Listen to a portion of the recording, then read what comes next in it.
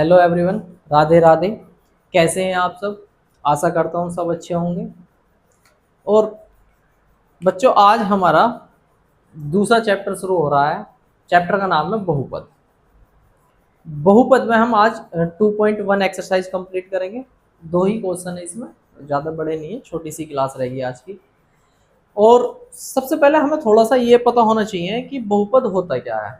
तो हमेशा ध्यान रखो, बहुपद जो होता है हमारा चर और अचर दोनों से मिलकर बनते हैं। बहुपद जो बनते हैं वो चर और अचर से मिलकर बनते हैं। और बहुपद भी कई शायद 3 या 4 प्रकार के होते हैं। जैसे मान लो एक पदी, द्विपदी, त्रिपदी, चतुर्थपदी, इस तरह से बहुत सारे होते हैं। बहुपदी, चतुर्थपदी नहीं होता, उसे बहुपद बोल देते हैं। तो आज हमारा जो क्लास शुरू हो रहा है वो है हमारी 2.1 एक्सरसाइज।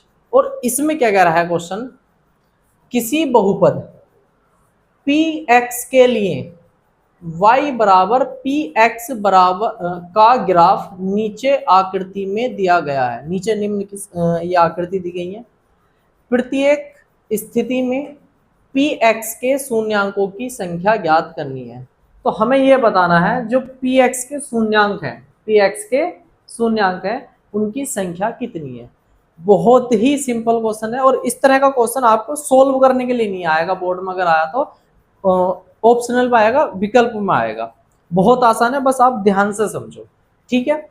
सबसे पहली बात, क्वेश्चन में हमें यह देखना चाहिए कि वो कह क्या रहा है। उसने कहा है px के, किसके कहा है? x के। अगर वो y के कहता तो हमें y वाले निकालने थे।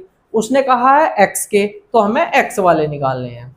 यानी कि हमें जो देखना है केवल x वाली लाइन पे देखना है। x वाली जो लाइन है हमें उससे मतलब है, y वाली से अभी फिलहाल मतलब नहीं है, क्योंकि सवाल ने कहा है px के शून्यांक हमें बताने हैं। और हमें किस तरह से निकालने, तो x वाली लाइन को जो ये आकृति बनी हुई है, ये बनी हुई है, ये कितनी बार टच कर रहे हैं, कितनी बार x वाली लाइन को काट रहे हैं। जितनी बार काट रहे हैं समझ लो उतने ही इसके शून्यांक होंगे। क्लियर होगी बात? आओ देखते हैं कैसे। अच्छा, इस पहले क्वेश्चन पे ध्यान दो। ये आपका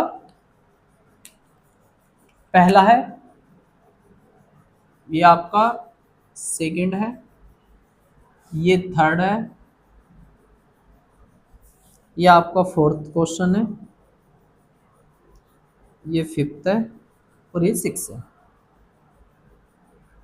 ठीक है जी। आओ पहले क्वेश्चन पे देखते हैं। अच्छा, मुझे ये बताओ, पहले वाले क्वेश्चन में x वाली लाइन ये है, इस वाली लाइन को क्या इस वाली लाइन ने काटा है या नहीं काटा है, या होकर गुजरी है, या टच हो रही है या नहीं हो रही है? इस वाली लाइन से टच नहीं हो रही ना, तो इसका मतलब इसके जो शून्यांक है वो 0 है, क्योंकि टच नहीं हो रही है। तो हम लिख देंगे शून्यांकों की संख्या, शून्यांकों की संख्या बराबर 0। ये हो जाएगा आपका आंसर पहले वाले का। ठीक है, अब आते हैं सेकंड वाले पर।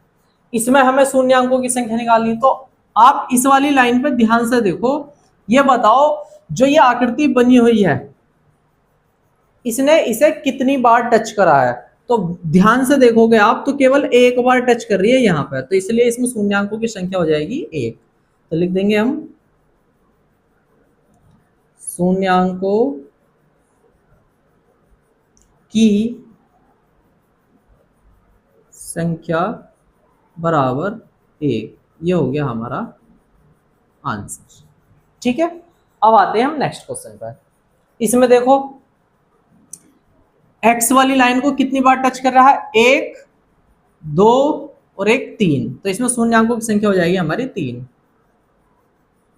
शून्यांकों की संख्या बराबर 3। ये हो जाएगा आंसर। ठीक है, आओ नेक्स्ट क्वेश्चन पर आते हैं। इसमें देखो, जो x वाली लाइन है हमारी,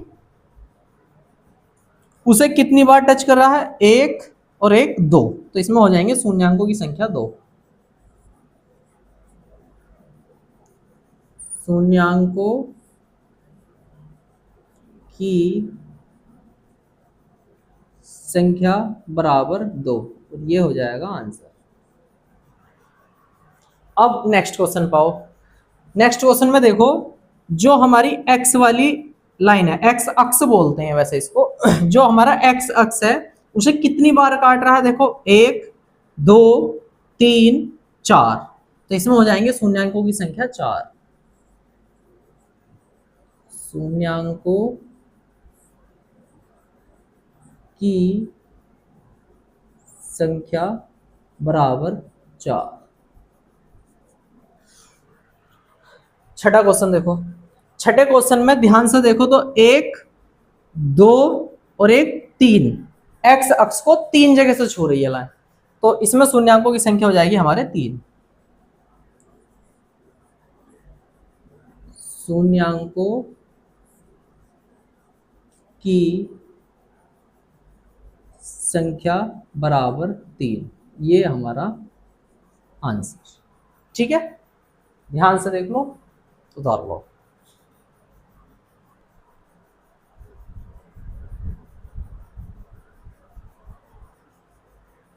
जिनके पास एनसीईआरटी की बुक है, जो सरकारी वाली बुक है, उसमें केवल एक ही सवाल दे रखा है, यानी कि क्वेश्चन एक ही दे रखा है, उसके अंदर 6 क्वेश्चन है।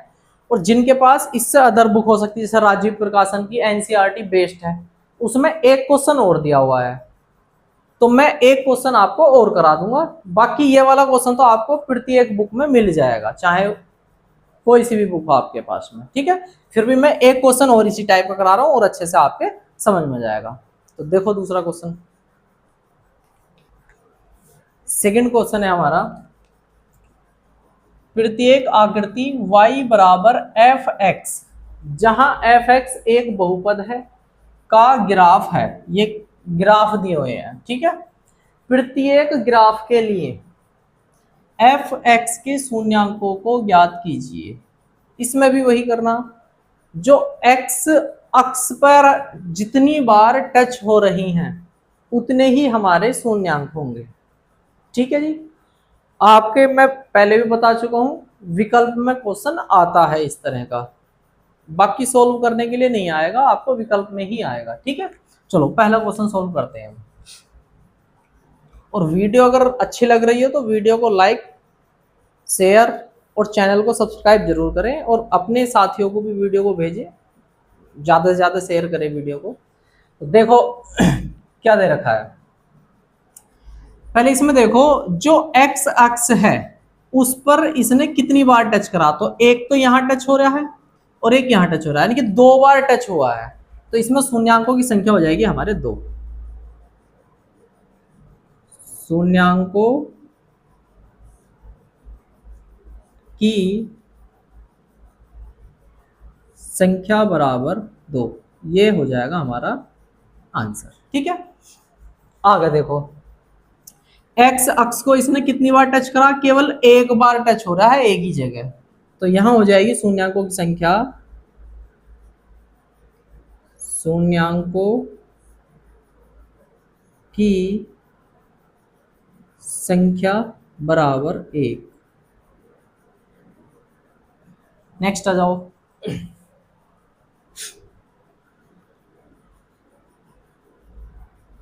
शून्यांकों की संख्या बराबर, देखो एक्स अक्ष, जो एक्स अक्ष है उसको केवल इसने एक जगह टच करा है, यहाँ पर, यहाँ जो टच हो रहा है वो तो वाई एक्स को टच करा है। ठीक है, लेकिन यहाँ पे एक्स अक्ष पे एक ही बार टच हुआ है, तो इसमें शून्यांकों की संख्या कितनी हो जाएगी हमारी, 1।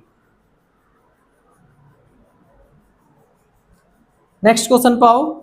नेक्स्ट क्वेश्चन पर देखो, एक्स एक्स को कितनी जगह टच करा है, 1 2 और 3, ये जो टच हुआ है ये वाई एक्स हुआ है, तो एक्स एक्स को तो 3 ही जगह टच करा, तो हम लिखेंगे इसमें शून्यांकों की संख्या,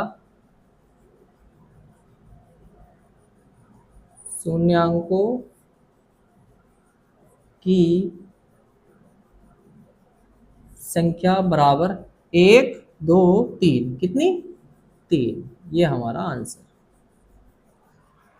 नेक्स्ट आओ, इसमें देखो एक्स एक्स को 1 2 3 4 और यहां जो टच हो रहा है ये वाई एक्स हो रहा है, तो हमें वाई एक्स से लेना देना नहीं है, हमें एक्स एक्स से लेना है। तो यहां लिखेंगे हम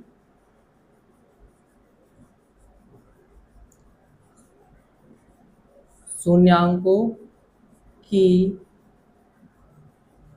संख्या बराबर 4। नेक्स्ट आओ, एक्स अक्ष पे ध्यान दो, एक्स अक्ष पे एक जगह यहां टच हुआ है और एक जगह यहां टच हुआ है, दो जगह काट रहा है एक्स अक्ष को, तो बस देख लो शून्यांकों की संख्या बराबर 2। ठीक है, और बच्चों हमारे साथ बस ऐसे ही प्यार मोहब्बत बनाए रखो, जुड़ते रहो, बाकी पूरा सिलेबस कराने की जिम्मेदारी मेरी है। आज हमारी 2.1 एक्सरसाइज कंप्लीट हो गई है, कल हम 2.2 शुरू करेंगे, और कंटिन्यूटी रखो हमारे साथ, अपने बनाए रखो। कोशिश करेंगे कि समय से हमारा सिलेबस खत्म हो जाए और बाद में कुछ रिवीजन भी करा देंगे। और विकल्पों के लिए मैंने ये सोचा है, जैसे हमारा एग्जाम आएगा, एग्जाम से 10 या 15 दिन पहले ही हम सारे विकल्पों को, जो मोस्ट विकल्प हैं, सबको हम एक साथ करा देंगे। ठीक है, तो आज के लिए बस इतना ही रहने देते हैं, छोटी रहेगी क्लास। धन्यवाद।